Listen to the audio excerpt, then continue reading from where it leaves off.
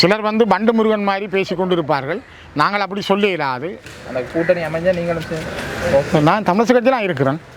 இன்னும் என்ன தமிழ் கட்சி கலக்கியில் இலங்கையினுடைய நீதிமன்ற பிரகாரம் நீதிமன்ற கட்டளையை மீறி குருந்தூர் முறையில் விகாரை கட்டப்பட்டது. பத்திரிகைகளில், ஊடகங்களில், யூடியூப்களில் நானும் பார்க்குறேன். நல்லது நடந்தால் வரவேற்போம். அதில் கிட்டத்தட்ட 3 கட்சிகள் இபிஆரில் புல்லட் டெலோ ஏற்கனவே தமிழ் தேசிய கூட்டமைப்பாக இருந்தவர்கள். இன்னொரு கட்சி இந்த தேசத்தையும் மக்களையும் காட்டி கொடுத்து இந்த மக்களை சின்னாபின்னமாக்குவதில் இருந்த அரசோடு கூடியிருந்தவர்கள். இன்றைய தினம் தந்தை செல்வா அரங்கிலே தையிட்டி விகாரை தொடர்பான நாளை மறுதினம் அதை அளப்பதற்காக அரசாங்கத்தால் விடுக்கப்பட்டிருக்கிற அழைப்பு தொடர்பான ஒரு கலந்துரையாடல் நடைபெறுகின்ற இந்த கலந்துரையாடலில் காணிகளை அளப்பதன் மூலம் இடம்பெறப் போகின்ற ஆபத்துக்கள் என்ன அல்லது அதனை ஏற்றுக்கொள்ளலாமா என்பது தொடர்பிலான கருத்துக்களையே பகிர்ந்து கொண்டார்கள். முக்கியமாக கிட்டத்தட்ட 6000 ஏக்கர் காணிகள் விடுவிக்கப்பட்டதாக அரசாங்கம் சொல்கிறது. ஆனால் வர்த்தமானி அறிவித்தல்கள் எதுவும் வெளிவரவில்லை. குறிப்பாக இலங்கையினுடைய உயர் பாதுகாப்பு வலயத்துக்கு கொடுக்கிற காணிகள் விடுவிக்கப்பட்டது என்று சொல்லப்பட்டாலும் அதற்கான ஒரு வர்த்தமானி அறிவித்தல் இதுவரை வெளிவரவில்லை. அரசாங்க அதிபர் அல்லது அரசு அதிகாரிகளுக்கு கொடுக்கப்பட்டிருக்கிற அதிகார எல்லைக்குள் அவர்கள் இந்த காணியை அளந்து வழங்கப் போவதாக சொல்லுகிறார்கள். ஆனால் இவ்வளவு காலமும் யாழ்ப்பாண மண்ணிலே காணிகள் யாருக்கும் அளந்து வழங்கப்பட்டதாக இல்லை. காணிகள் வழங்கப்பட்டிருக்கிறது. அது அந்தந்த உரிய காணிகளுக்கு அவர்கள் போய் தங்களுடைய வளவுகளை திருத்தி இருந்திருக்கிறார்கள். தையிட்டியிலே விகாரை அமைந்திருக்கிறது ஒரு தமிழ் தனியாருடைய காணி. அதனை அயலிலே சூழ்ந்திருக்கிற காணி உரிமையாளர்கள் 17க்கும் மேற்பட்டோர் இப்பொழுது இந்த மண்டபத்தில் இருக்கிறார்கள். அவை அவருடைய காணிகளில் அவர்கள் போய் இருப்பதற்கான அனுமதியை கொடுத்தாலே அதனை பிறகு அளக்க வேண்டுமா இல்லையா என்பதை தீர்மானிக்கலாம்.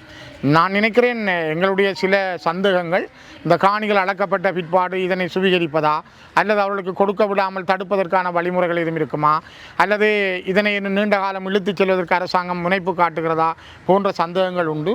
இருந்தாலும் அது பற்றிய தொடர் கரிசனை கொண்ட கருத்துக்கள் பரிமாறப்படுகின்றன. நாங்களும் எங்களுடைய கருத்துக்களை பரிமாறி இருக்கிறோம்.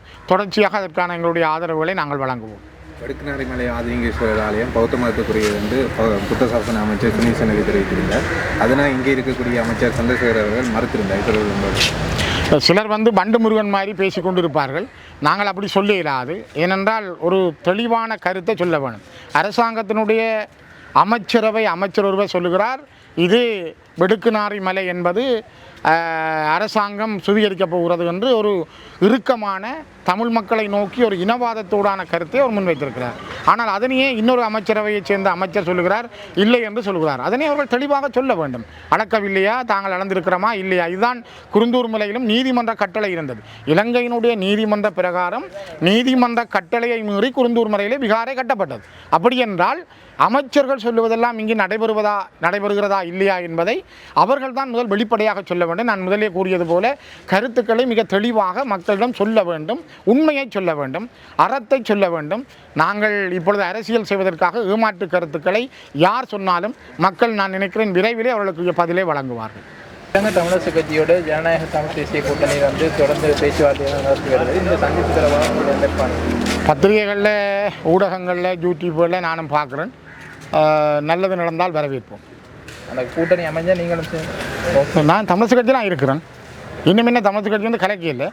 கலைச்சால் நான் சேர்ந்து போகிறதா இல்லையான்னு முடிவெடுப்போம். ஜனநாயக தமிழ் தேசிய கூட்டணியில் இருக்கிற பங்காளி கட்சிகள் எல்லாரையும் நீங்கள் ஏற்றுக்கொள்ளுங்க. அதில் கிட்டத்தட்ட 3 கட்சிகள் இபிஆரில் புல்லட் டெலோ ஏற்கனவே தமிழ் தேசிய கூட்டமைப்பாக இருந்தவர்கள்.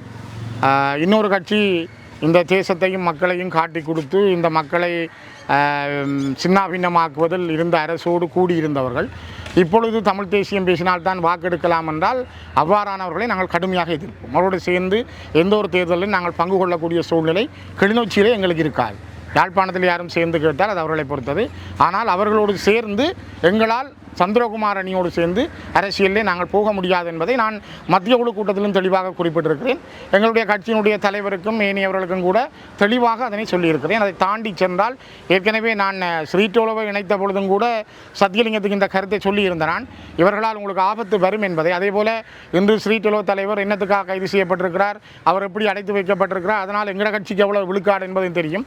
இதே போல தான் கடந்த காலங்களில் இங்கு ஒருவரும் சாகவில்லை, இறந்தவரெல்லாம் புலிகள் என்று டிப்போ சந்தியில் ஊர்வலம் நடத்தியவர், பல பாடசாலைகளில் இருந்த அதிபர்களை வலுக்கட்டாயமாக இடமாற்றம் செய்தவர், தமிழ் தேசியத்துக்கு எதிராகவே தன்னுடைய பயணத்தை மேற்கொண்டு தாங்கள் ஏதோ அபிவிருத்தி செய்து தமிழர்களை காப்பதாக சொன்னவர்கள் இன்று தமிழ் தேசியம்தான் கதி என்றால் எவ்வளவு காலம் அவர்கள் செய்தது சரியா என்பதை மக்கள் முடிவெடுப்பார்கள்.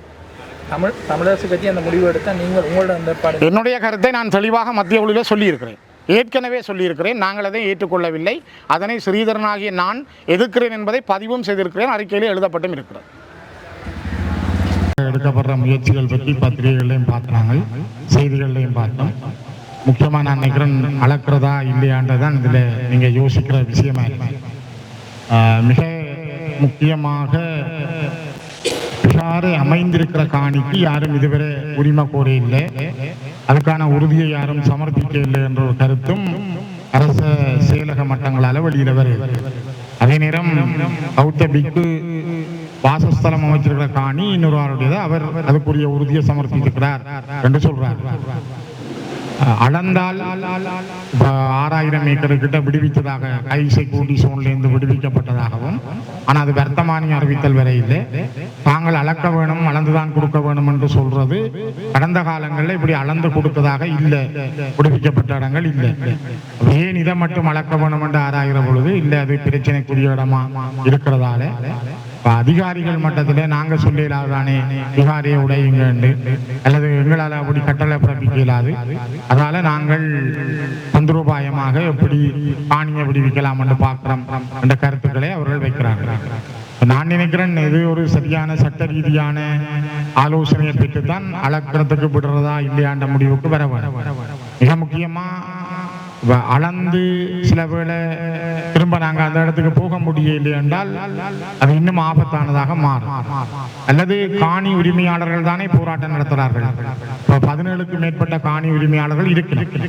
அவர்களை தங்கட காணிக்க போய் இருக்க விட்டால் முதலாவது அதுக்கு பிறகு அளக்கிறத செய்யலாமே, நாங்கள் போய் அந்த காணிக்க கொட்டுல போட்டோ அதில் சின்ன வீட்டை கட்டி எங்கட இடத்துக்கு நாங்கள் இருக்கிறோம், அதுக்கு அனுமதிக்கிறோம். எல்லாருக்கும் எங்கட காணி தெரியும், இல்லை தெரியும், நாங்கள் போய் இருக்கிறோம். அதை அனுமதிச்ச பிறகு எங்கட காணியை நீங்கள் அளந்து தரணும்னா அதுக்கு பிறகு அளவு கொண்டா எழுப்பிடலாம். இது அளந்த பிறகு நாங்கள் பைபோசா போய் கூறலாமா, அது உத்தரவாதம் இல்லை. அளந்த பிறகு உங்கள்கிட்ட காணி தரப்படுமா என்பதற்கு தெளிவான வாக்குறுதிகள் இல்லை. ஆகவே இது சரியான சட்ட ஆலோசனைகள் பெற்றுத்தான் செய்ய வேண்டும். அளக்கிறது சட்டப்படி அவர்கள் சுவீகரிக்கிறதுக்கு அளந்துட்டு கையெழுத்துக்களை வேண்டலாம், வேண்டி போட்டு சில விடாம விட்டால் அதுக்கு பிறகும் தொடர்ச்சியா இதே இல்லாமையா தான் இருக்கு. அளக்கிறதுக்கு முதல் அப்படி என்றால் அரச மட்டத்தில் அதுக்கான தெளிவான உத்தரவாதங்களை தர வேண்டும், அதை நாங்கள் பெற்றுக்கொள்ள வேணும் அப்படின்னு நான் நினைக்கிறேன். என்ற கருத்து நான் அறிஞ்ச அளவில் எனக்கு தெரிஞ்ச அறிவு கட்டிய வரையில அளக்கிறது ஒரு ஆபத்தான விஷயமாக தென்படும். இருந்தாலும் சரி, அப்படி அளக்கலாம் என்றால் அளக்கத்தான் வேணும் என்று காணி உரிமையாளர்கள் அப்படி கருதினால் நான் நினைக்கிறேன் நீங்கள் ஒரு சட்ட ரீதியாக அதே நேரம் அரச உயர்மட்டத்தின் உத்தரவாத கடிதங்கள் கையில் இருக்க வேணும். அது ஜனாதிபதி மட்டத்திலேயாவது தரப்படணும். அவர் தான் பாதுகாப்பு அமைச்சர். அப்ப அவர் பாதுகாப்பு அமைச்சர் சொல்லணும், இல்லை நாங்கள் அளந்து உங்கள்கிட்ட தரப்போறோம். இந்த அளந்து இவ்வளவு காலமும் கொடுத்ததா இல்லை, ஏதாவது காணிகள் விடுபொழுது அளந்துதான் கொடுத்தது இல்லை. அது இதை மட்டும் அளக்கணும் என்றால் சரி, அவர்கிட்ட காணி தெரியும், இருக்க விடுவோம் காணி. அதையும் அவர்கள் செய்ய தயாரில்லை. அவை இது ஒரு நெருக்கடியான சூழல் தான். உங்களுக்கும் காணி உரிமையாளர்களுக்கும் குழப்பமா இருக்கும். அவர்கள் காணி அளந்து தர முயற்சிக்கிறார்கள், நாங்க விடுறதா அளக்கிறதான்னு நீங்களும் பல கருத்துக்களையும் கேட்கிற பொழுது உங்களை இன்னும் குழப்பி விட்டு போறதா இருக்கு. அப்படி இல்லாமல் தொடர்ச்சியாக இதை செய்யறதுக்கான விஷயத்தை, இதை வெற்றி பெறதுக்கான விஷயத்தை ஒரு எல்லைக்கு வந்திருக்கு. அது உங்களோட போராட்டம் தான் காரணம்.